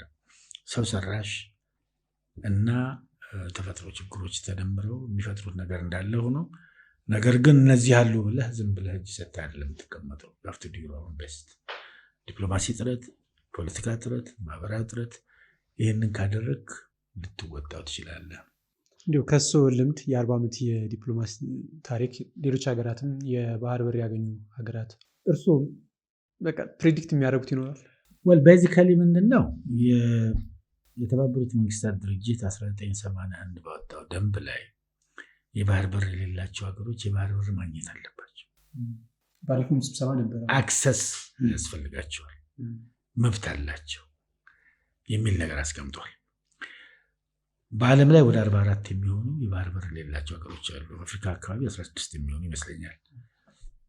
የተቀሩትን ከአፍሪካ ውጭ ነው ያሉት። እነዚህ ሁሉም ከነዚህ ውስጥ እነ ስዊዘርላንድ አይነቶቹ ደግሞ በጣም የበለጸጉ ሀገሮች አሉ። ሁሉም በተለያየ ስልት ነው የባህር በር ያገኙት። በመልቲላተራል ኔጎሽዬሽን፣ በባይላተራል ኔጎሽዬሽን ያገኙአሉ። እኛም እነዚህን እድሎች መጠቀም እንችላለን። አሁን ለምሳሌ አፍሪካ ውስጥ የተፈጠረው አዲስ እድል አለ። ቀደም ሲል ስንደራደር ቆይተን ተፈርሞ አሁን ዘንድሮ ተግባራዊ የሆነው አፍሪካን ኮንቲኔንታል ፍሪ ትሬድ አለ። አፍሪካን ነፃ ንግድ ቀጠና። እንደውም እሱን አስመልክቶ ያለፉ 1 ሳምንት 2 ሳምንት በፊት የተወሰነ ሸቀጥ ወደ ተወሰኑ ሀገሮች በነፃ የተላከበት ሁኔታ አለ። ይሄ የወደብን ትስስር ከፍ ያደርገዋል። ስለዚህ ወደብ ባላቸውና በሌላቸው መካከል ያለውን ኢንተራክሽን ከፍ ያደርገዋል። ስለዚህ ወደብ ቢኖርህም ባይኖርህም ሸቀጥህን በቀላሉ ወደዛ የማጓጓዝ የማሳለፍ አይነት እድሎች ይፈጠራሉ ማለት ነው። እነዚህን መጠቀም ይቻላል። ባይላትራል ውይይትን ማድረግ ይቻላል። ኢትዮጵያም እያለች እኮ ያለው በመሰጥቶ መቀበል ኢትዮጵያ ያላት እነዚህ ወደብ በር ያላቸው ሀገሮች ያሏቸው ነገሮች አሉ። እነዚህን ነገሮች ይካፈሉ፣ እኛም ደግሞ እነሱ ያላቸው እንካፈል ነው። ምንም ማለት እኮ አይደለም። እኮ እንትን ነው እኮ ዊን ዊን ነው። ሁሉም የሚያሸንፍበት፣ አንድ የማይጎዳበት። በሉ እናንተ ወደብ አላችሁ። ኢትዮጵያ ለምሳሌ በዓለም ላይ የታወቀ ከፍተኛ ዋጋ ያለው አየር መንገድ አላት። ይህን አየር መንገድ በደንብ የሚጠቀሙበት ሁኔታ እንፈጥርላቸዋለን ማለት ትችላለህ። ይሄ ቴክኒካል ነው። ይህን ቴክኒሽያኖቹ ቁጭ ብለው ኤክስፐርቶቹ በዚህ ላይ እውቀት ያላቸው ሰዎች መናገር ይችላሉ። ዊን አፕሮች ምን እንደሆነ ቁጭ ብለው ሰፊ መሬት አለ፣ ሰፊ እርሻ መሬት አለ። እነዚህ ነገሮች ሁሉ አንድ ላይ ተደምረው በአጠቃላይ አገሮቹ መጠቃቀም አንድ ላይ መሆን የሚችሉበት እድሉ በጣም ከፍተኛ ነው። ታገኛለህ፣ በህይወት እያሉ ታገኛለህ። ኦፍኮርስ ዴፊኒትሊ፣ ምንም ጥያቄ የለውም። ተስፋ ያስፈልጋል። ምንም ተስፋ የሚያስቆርጥ ነገር የለም። ዴፊኒትሊ የህልውና ጉዳይ ነው፣ የብሔራዊ ጉዳይ ነው፣ ብሔራዊ ጥቅም ጉዳይ ነው። እኔ የስራ ልምዶውን ሳስብ ብዙ ሰው በመንግስት ኬሪየር ውስጥ ያን ያህል ዘመን የሚቆይ አይደለም። እሱ የቆዩበት ይሄ ማለት ኢንቴግሪቲው ምንድን ነው? ሙያ ነው። ባይ ዘ ወይ ዲፕሎማሲ ሙያ ነው፣ አርት ነው፣ ሳይንስም ነው። ፋክት በትምህርትም ኦልሬዲ ዲፕሎማሲ ነው የተማርኩት። የመጀመሪያ ዲግሪ፣ ሁለተኛ ዲግሪም ካናዳ ወሰድኩት። እሱ ነው ኢንተርናሽናል ሪሌሽን ማለት ነው። ልምዶም አለ። ሙያ ደግሞ ኖርማሊ ፓሽን ይኖርሃል። ኢንጂነር ከሆነ ዲፕሎማት ከሆነ ፎረቨር ሆነ ዲፕሎማት፣ ኢንጂነር ከሆነ ኢንጂነር። ምክንያቱም ኢንጂነሪንግ ኦልሬዲ ዜግነት ኢንተርናሽናል ነው፣ ዩኒቨርሳል ነው። ስለዚህ ይሄም ዲፕሎማሲ ፓሽን ይሰጥሃል፣ ያቆይሃል። በደም ፓርላማ ውጭ ግንኙነት ውስጥ ነው ይሰራል። በዚህ ከላይ እሱም ቢሆን ወራሲ ግንኙነትን ነው እንትን የሚሰጥህ፣ ፓሽን ይሰጥሃል፣ እይታህን ያሰፋልሃል። ዓለም አቀፍ ቪዥን ነው የሚኖርህ። ለሰው ልጅ ያለህን አክብሮት ይጨምራል። ለሁሉ ነገር ቫልዩ ታደርጋለህ። ሁሉን ነገር ደግሞ በድርድር በመግባባት ነው የምትፈታው። ወደ ግጭት ወደ አተካራ በቀላሉ አትሄድም። ማለት አተካራ በሚያስፈልግበት ሰዓት አተካራ ስራ የሚሰሩ ተቋማት አሉ። ለምሳሌ መከላከያ ምናምን እንደዚህ። ግን አንተ እንደ ዲፕሎማት ሰላማዊ ድርድር፣ ውይይት፣ መግባባት፣ መነጋገር፣ መደራደር እዛ ላይ ስለምትቆይ ይህ የሚሰጥህ ራሱ ሙያ ያለው ያቆያል ማለት ነው። ለዚህ ዘመን ወጣት በተለይ ዲፕሎማት መሆን ለሚፈልግ ምን ይመክራል? አንዱ ፓሽን ነው የሚያስፈልገው፣ ፍላጎት ነው የሚያስፈልገው። ሁለተኛ ሙያውን መውሰዱ ጥሩ ነው የሚሆነው። ልምዱ ይሄ እንዳልኩ ሳይንስ ነው፣ ትምህርት ቤት ትማረዋለህ። አርት ነው፣ በትግበራ ሂደት ውስጥ እያዳበርከው ትሄዳለህ። ሁለቱም ከቀላቀልክ በቀላሉ ዲፕሎማቲ መሆን እድሉ አለ። ሰፊ ነው እድሉ ማለት ነው። ዛሬ ደግሞ ኮንቬንሽናል ዲፕሎማሲ ብቻ አይደለም ያለው። ዛሬ ፐብሊክ ዲፕሎማሲ የምንለው አለ። ዲፕሎማት ማለት የውጭ ጉዳይ ሰራተኛ፣ ፈርስት ሴክሬታሪ፣ ሴኮንድ ሴክሬታሪ፣ ካውንስለር፣ አምባሳደር ብቻ አይደለም። ሚዲያው፣ ሲቪክ ሶሳይቲው፣ ታዋቂ ግለሰቦች፣ የሃይማኖት ተቋማት፣ ከፍተኛ አካዴሚክ ኢንስቲትዩሽንስ እነዚህ በሙሉ ለግንኙነት ዲፕሎማሲ ስራ ይሰራሉ፣ ሪሌሽንን ያፋጥናሉ። እና በተለያዩ መስኮች ይህን ነገር መስራት ይቻላል ብዬ ነው የማስበው። በሆነ ወቅት እንዲሁም የፐብሊክ ዲፕሎማሲ ዳይሬክተር ነበሩ። ኤግዛክትሊ እዛም ሰርቻለሁ። እሱም ሞር ዲፕሎማሲ ነው። እሱም ዲፕሎማሲን ሰፋ አድርገህ ከዩኒቨርሲቲዎች ጋር፣ ከሲቪል ሶሳይቲ ጋር፣ ከአካዴሚክ ተቋማት ጋር፣ ከታዋቂ ግለሰቦች ጋር፣ ከእምነት አባቶች ጋር ጭምር የምትሰራው ነው። በህዳሴ ግድብ ዙሪያ እኮ ከግብጾችን ጋር ለመግባባት ለመፍጠር ህዳሴ ግድብ የመጀመሪያው ግንባታ አካባቢ እንደዚህ አይነት ግሩፕ ተልኮ ነበር ወደ ግብፅ፣ ወደ ሱዳን። የእምነት ተቋማት አሉ፣ ታዋቂ ግለሰቦች አሉ፣ አርቲስቶች አሉ። እነዚህ ሁሉ ሄደው ነበር። በደርግ ጊዜም ህዝብ ለህዝብ የሚባል በተለይ ከምዕራብ ዓለሙና በደርግ መንግስት መካከል ያለው ግንኙነት ትንሽ ጥሩ ስላልነበረ ህዝብ ለህዝብ በሚባል ሰዎች ነበሩ ወደ ምዕራብ ዓለም ሄደው ጥሩ ነገር ስተው ሄዱት። ትንሽ ቀጣይ አልነበረም፣ ተከታታይነት አልነበረም፣ ሲስተሚክ አልነበረም፣ ኢንስቲቱሽናላይዝድ አልሆነም። ይበልጥ ኢንስቲቱሽናል ቢሆን ጥሩ ነው ተብሎ ይታሰባል። አሁን ሲያነሱ የእኛ አገር ውስጥ ባለፉት 50-60 ዓመት ማንሳት መጣል አለና ከእርሶም የስራ ልምድም አንጻር እሱ ነው እንግዲህ አንዱ ነገር ምንድን ነው ችግራችን? ኢንስቲቱሽናል አሰራር ነው ጥሩ የሚሆነው። ከግለሰቦች መምጣትና መሄድ ጋር የሚሄዱ ነገሮች ጊዜያዊ ነው የሚሆኑት፣ ይጠፋሉ። ከግለሰቦች ፍላጎት ጋር የተሳሰሩ መሆን የለባቸው። ኢንስቲቱሽናል ሲሆን ከበደ፣ ታደሰ፣ አበበ ሄደ ኖረ ችግር የለው። ኢንስቲቱሽናላይዝ ማድረግ ነው። ኢንስቲቱሽናል የማድረግ ነገር ላይ ችግር ያለን አንዳንድ ተሞክሮችን አንዳንድ ኢንዲቨሮችን ኢንስቲቱሽናል የማድረግ ተቋማዊ ማድረግ። ተቋማዊ ሲሆን ይቀጥላል። እሱን ማድረግ ነው። ሁለተኛ ነገር ደግሞ ተቋማትንና መንግስታትን የማያያዝ። አንድ መንግስት ሲሄድ ተቋሙ ከዛ መንግስት ጋር መጥፋት የለበትም። አገራዊን ተቋማት አገራዊ ናቸው። ብሔራዊ ጉዳይ ነው ይዞ የሚሄዱት። ብሔራዊ ጉዳይ ደግሞ ዘመን ተሻጋሪ ነው። ከፓርቲ ከፖለቲካ ከመንግስት ከግለሰብ ባሻገር ነው ያሉት እና በዚህ ደረጃ ከተሰራ ይሄ ነገር ይቀጥላል። ችግሩ እሱ ነው። የውጭ ጉዳይ ሚኒስትር የመጀመሪያው ቃል አቀባይ ነው። 3 ጊዜ ነው የሰራሁት። የመጀመሪያ ቃል አቀባይ ማክቸለኛ እርስዎ ነው እና በቃል አቀባይነት ስራው እንግዲህ ብዙ ጋዜጠኞችን ያገኛሉ። የውጭ ሚዲያዎች እርስዎ ጋር ይደውላሉ። እንዲሁ ምን ነበር ያስቸግሩት የነበረው? ቤዚካሊ አንዱ ችግር የነበረው መረጃ ምንጭ ነው።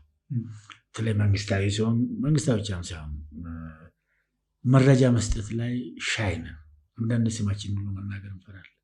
ለምን እንደምትጠይቀኝ ምን ፈልገህ ነው የሚል ነገር አለ። መረጃ አንዳንዴ አስፈላጊ ያልሆኑ ኮንፊደንሻል እናደርጋለን። አንድ ሰው ስሙ አሁን ኮንፊደንሻል አይደለም። እኔ ስሜ ዲና ነው። ዲና የሚባለውን ስም መደበቅ ነው ማለት ምን አመጣው? እስከዚህ የሚፈሩ የመንግስት ባለስልጣናት ነበሩ። መጀመሪያ አካባቢ የነበረው ቻሌንጅ እሱ ነው።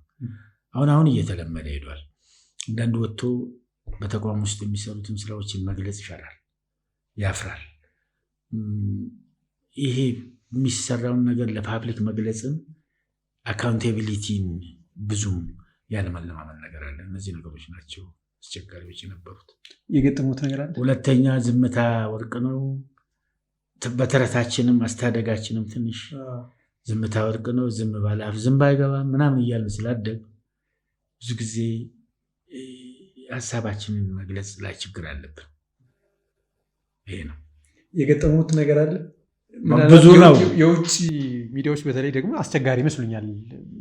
ቃል አቀባይ በሆነ ጉዳይ ላይ ወደ እርስዎ ነው የሚደወለው። ቤዚካሊ አንዳንዱ ሚስኮንሰፕሽን አለ። ሚስኮንሰፕሽን ነው። አንዳንዴ እንትንም አለ፣ ቻሌንጅም አለ፣ ሚስኮንሰፕሽን አለ። ስለ አንድ ጉዳይ በምታወራበት ጊዜ ከኮንቴክስቱ ውጭ መውሰድ። አንድ ጊዜ መግለጫ እየሰጠው የመጀመሪያ ቃል አቀባይ ያለው የማስታውሰው አንድ ድራማቲክ ነገር ስለ ቀንድ አፍሪካ ነበር ማውራው። የአፍሪካ ቀንድ ሀገሮች ልክ ቀውን ቅድም እንዳወራን አንድ ነን እኮ እኛና ጅቡቲ፣ እኛና ሱዳን፣ እኛና ኬንያ፣ እኛና ምን ቅኝ ገዞች መጥተው በላያዩ ኖሮ እኮ አንድ ሀገር መሆን ይችል ነበር። አፍሪካ አንድ ሀገር መሆን ይችላል ነበር አልኩና ለምሳሌ ለጅቡቲ እኛ ውሃ እንሰጣለን። እናቱ አንድ ጋዜጠኛ ጠይቀኛል፣ ጅቡቲ እንዴት ውሃ ከዚህ ከሀረር የሚሰጣል ለጅቡቲ? አንድ ጋዜጠኛ አንተ ጓደኛ ያው ጋዜጠኞች ስለሆናችሁ ምን ብሎ ጠይቀኛል፣ ኢትዮጵያ ውስጥ ውሃ እጥረት እያለ ስንት ችግር እያለ እንዴት ተደርጎ ለጅቡቲ ውሃ ይላካል ብሎ ጠይቀኛል። ወይ ጅቡቲ እኮ ባለመታደል ነው እንጂ አንድ ብንሆን አንድ ነን እኮ አልኩ። እንኳን ጅቡቲ እና የተቀሩት የአፍሪካ ቀንድ አፍሪካ እኮ አንድ ነው። ምንድን ነው ይላል። ይሄ እኮ አርቲፊሻል እንትን ባውንደሪ ነው ምናምን አልኩ።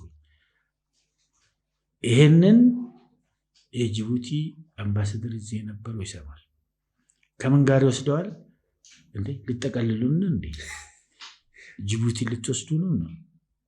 እዛ ያለው አምባሳደሩን የጅቡቲ መንግስት ውጭ ጉዳይ ይጠሩታል። የእኛን አምባሳደር እናንተ ቃል አቀባይ ጅቡቲ እኛ ነት ብሏል። ምን ለማለት ፈልጉ? ምንድን ነው ያሰባችሁት ብሎ አምባሳደሩ ማብራሪያ ይጠይቃል። ኖርማሊ አምባሳደር ይጠራል። እዚህም ያለው አምባሳደር ውጭ ጉዳይ ደውልና ይመጣል። ለአጋጣሚ በወቅቱ የነበሩት አለቃ ጠሩኝ። አብረው ቁጫል። አምባሳደሩን አውቀዋለሁ፣ እዚህ ያገኛል። ኧረ እሱ እንደዛ ፈልጎ አይል ማስረዳሁት። እስቲ አስተባብል ተባለ። እሱም ከዛ ኢንስትራክሽን ስለሰጠው እንዴት ያስተባብራል? አብዶ ነው የመጣው።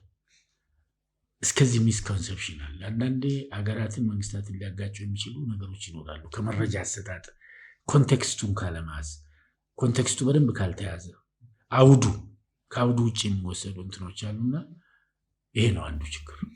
ሳላስታውስ አልቀረም። ታስታውስ ይሆናል። አይ እኔ ብዙ ሰው ቃል አቀባይ ሲኮን የመረጃ ጉዳዮች ትልቅ ስለሆኑ ነው። በእኛ ሀገር የመረጃ አሰጣጥ ደግሞ እንዳንድ ጋዜጠኛም ስለማውቀው ነው። ብዙ ሰው መረጃ የመስጠት ሀሳቦችን የዓመታዊ ሪፖርት እንኳ በትክክል የማይናገር ብዙ ባለበት ነው። እርስዎ ደፍረው ያንን ስራ ሲሰሩ የተሰማሁትን ለማወቅ ፈልጌ ነው። እሱ ነው ቻሌንጁ። አንዱ እሱ ነበር። ምናልባት ጉራ አይደለም፣ ትክክል የሆነውን ነገር ነው። እንደጀመርን ጋዜጠኞችን ጠርቼ መግለጫ የመስጠት አክቹዋሊ በእኛ ጊዜ ነው የተጀመረው። እዛ ውስጥ ደግሞ የግል ፕራይቬት ሚዲያ አዳዲሶች ነበሩ። እነሱንም መጠቃለያ ጨምሬ ነበር። በዛም ቅር ያላቸው አንዳንድ ሰዎች ነበሩ። ማንሳት አያስፈልግም። እንዴት የግሎች እኮ እንዲህ ናቸው ምናምን።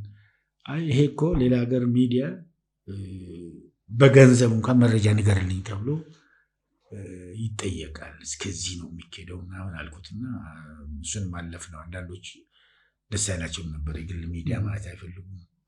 ይህም አንዱ ችግር ነው የነበረው። ይህ አክቹዋሊ ከዴሞክራታይዜሽን ጋር ከስፔስ መክፈት ጋር ከዚህ ከዲሞንትን ጋር የሚሄድ ነገር ነው የሚሆነው። እንደ መጨረሻ የእኔን የማነሳው በኢትዮጵያ ዲፕሎማሲ እንቅስቃሴ ውስጥ ቀጣይ የቤት ስራዎች በጣም ብዙ ይመስሉኛል። እንደ አንድ ልምድ ያለው ዲፕሎማት ምን የቤት ስራዎች አሉብን? በጣም ብዙ ናቸው የሚሆኑት። እንግዲህ የኢትዮጵያን ብሔራዊ ጥቅም በደንብ ዲፋይን ማድረግ ነው። የኢትዮጵያን ብሔራዊ ጥቅም በደንብ ለይቶ የኢኮኖሚ ጥቅሞቹ ምንድን ናቸው? ዋና ዋናዎች ፖለቲካ ጥቅሞች፣ ማህበራዊ ጥቅሞች፣ የጸጥታ ጥቅሞች፣ እነዚህን ለይቶ ማወቅና እነዚህን በተቋም ደረጃ የሚያራምዱ ተቋማትን ማጠናከር ነው በዋናነት። እንግዲህ ይህን የሚያስኬዱ ተቋማት አሉ፣ የውጭ ጉዳይ አይነት ነገርና የመሳሰሉት። ሌላ ፓብሊክ ዲፕሎማሲ ላይ ነው ትኩረት መሰጠት ያለበት። ከኮንቬንሽናል ዲፕሎማሲ ከተለመደው ይሄ ውጭ ጉዳይ ለውጭ ጉዳይ መንግስታት ከመንግስታት ከሚያደርጉት ግንኙነት ጎን እሱ አስፈላጊም አይደለም፣ ያስፈልጋል። ከሱ ጎን ደግሞ ፓብሊክ የህዝብ ለህዝብ ግንኙነት በጣም አስፈላጊ ነው የሚሆነው። እዛ ላይ ሚዲያ ሮል በጣም ከፍተኛ ነው የሚሆነው። የአካዴሚክ ተቋማት ጭምር እርስ በርስ ትስስር ፈጥረው በህዝቦች መሀል ግንኙነት በመፍጠር የአካዴሚክ ተቋማት መካከል ግንኙነት በመፍጠር ግንኙነትን ማጠናከር ይችላሉ። የእምነት ተቋማት ጭምር ትልቅ ሮል መጫወት ይችላሉ። ሲቪክ ሶሳይቲው፣ ታዋቂ ግለሰቦች፣ አርቲስቶች፣ የፓብሊክ ዲፕሎማሲ ዊንጎቹን እነዚህን ማጠናከርና መሰረታዊ ይሄ ቤዚክ የሆነውን የኮንቬንሽናል ዲፕሎማሲውን ደግፉ ማድረግ በጣም ያስፈልጋል። እዛ ላይ ትንሽ ክፍተቶች አሉ እና እዛ ላይ ትኩረት ከተሰጠ፣ እዛ ላይ ስራ ከተሰራ ደፍኒትሊ የኢትዮጵያን ጥቅም በሚገባ ማራመድ ከሌሎች ዓለም ጋር ያለንን ግንኙነት ማጠናከር ይቻላል። ከሌላ ጋር የሚያስፈልገን ማግኘት፣ ለሌሎች ደግሞ የመስጠቱን ነገር በደንብ ልንገባበት ይችላል ብዬ አስባለሁ። እኔ ጨርሻለሁ። የሚያነሱት ሀሳብ ቢጨመር። በጣም አመሰግናለሁ። በርቱ፣ ሚዲያችሁን አጠናክሩ። ብዙ ሚና አላችሁ የብሔራዊ ጥቅምን በማራመድ ረገድ ማለት እፈልጋለሁ። በጣም አመሰግናለሁ። ምን ይሉ ፖድካስት እዚህ ጋር ይጠናቀቃል። ቀጣይ ሳምንት በአዲስ እንግዳ እመጣለሁ። መልካም